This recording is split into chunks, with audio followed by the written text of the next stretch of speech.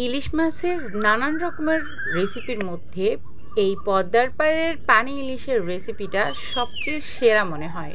অল্প কিছু মশলায় এরকম পাতলা পাতলা ঝোলের পানি ইলিশের রেসিপিটা একবার করে দেখবেন কতটাই দুর্দান্ত। শুরু করার আগে আমার নতুন দর্শকদের কাছে অনুরোধ থাকবে, যারা এখনও চ্যানেলটিকে সাবস্ক্রাইব করেননি প্লিজ সাবস্ক্রাইব করে দিবেন। আসসালামু আলাইকুম ভিউয়ার্স, ইটস অ্যান্ড ট্রিটস থেকে ইমা জাহান। আজকের রেসিপি পদ্মার পাড়ের বিখ্যাত পানি ইলিশ রেসিপি। চলুন শুরু করি। প্রথমে ছোট একটা ফ্রাই প্যানে 1 চা চামচ কালো সরিষা, 1/2 চা চামচ জিরা আর 1/2 চা চামচ পোস্তদানা এগুলো দিয়ে হালকা আঁচে একটু ফ্রাই করে নিব। এগুলোকে গুঁড়ো করে নিব। অন্য একটি ফ্রাই প্যানে দিয়ে দিচ্ছি পরিমাণ মতো সরিষার তেল। তেলটাকে খুব গরম করা যাবে না, তাহলে তিতো হয়ে যাবে। দিয়ে দিব একটু কালো জিরা আর অল্প একটু মেথি। এরপরে দিয়ে দিব 1/2 কাপ পেঁয়াজ বাটা। এই পেঁয়াজ বাটাটা আমি অপশনাল হিসেবে ব্যবহার করেছি। মশলাগুলো কম আঁচে একটু ভেজে নিব। এরপরে দিয়ে দিব কয়েকটা কাঁচামরিচ, 1/2 চা চামচ হলুদের গুঁড়া, 1/2 চা চামচ জিরার গুঁড়া, পরিমাণ মতো লবণ দিয়ে এগুলোকে একটু কষিয়ে নিব। হালকা একটু নেড়েচেড়ে কষিয়ে নেওয়ার পরে এরপরে অ্যাড করব ওই যে প্রথম যে মশলাটা গুঁড়ো করে নিয়েছিলাম ওখান থেকে প্রায় 2 চা চামচের মতো। এগুলোকে দিয়ে একটু নেড়েচেড়ে মিশিয়ে নিতে হবে। যখন এই মশলাটা দিবেন আর একটু নাড়াচাড়া করবেন, দেখবেন এত সুন্দর একটা স্মেল পাবেন, আপনার খুবই ভালো লাগবে। হালকা একটু কষিয়ে দিয়ে দিব সামান্য একটু পানি।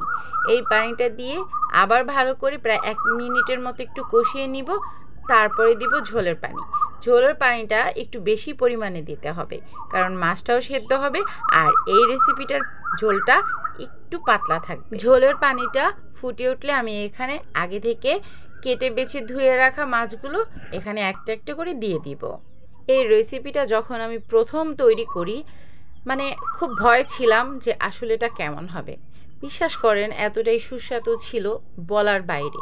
ইলিশ মাছ তো আমাদের সবারই অনেক প্রিয়, তাই না?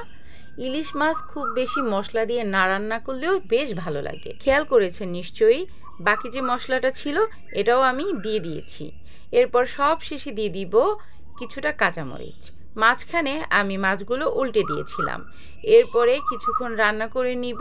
প্রায় 3 থেকে 4 মিনিটের মতো রান্না করলেই হয়ে যাবে দারুণ মজার পদ্মার পাড়ের পানি ইলিশ। এই রেসিপিটা পদ্মার পাড়ের মানুষ খুব মজা করে রান্না করে, তাই এর নাম দেওয়া হয়েছে পদ্মার পাড়ের পানি ইলিশ।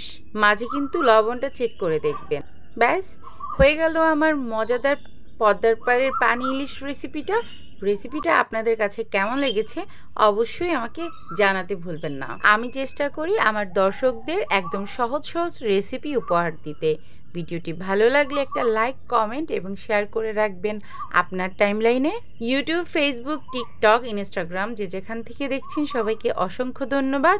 শেষে একটা কথা বলবো, প্লিজ ডোন্ট ওয়েস্ট ফুড। কেউ খাবার অপচয় করবেন না। দেখা হবে নতুন কোনো রেসিপিতে। ততক্ষণ পর্যন্ত অনেক অনেক ভালো থাকুন। আল্লাহ হাফেজ।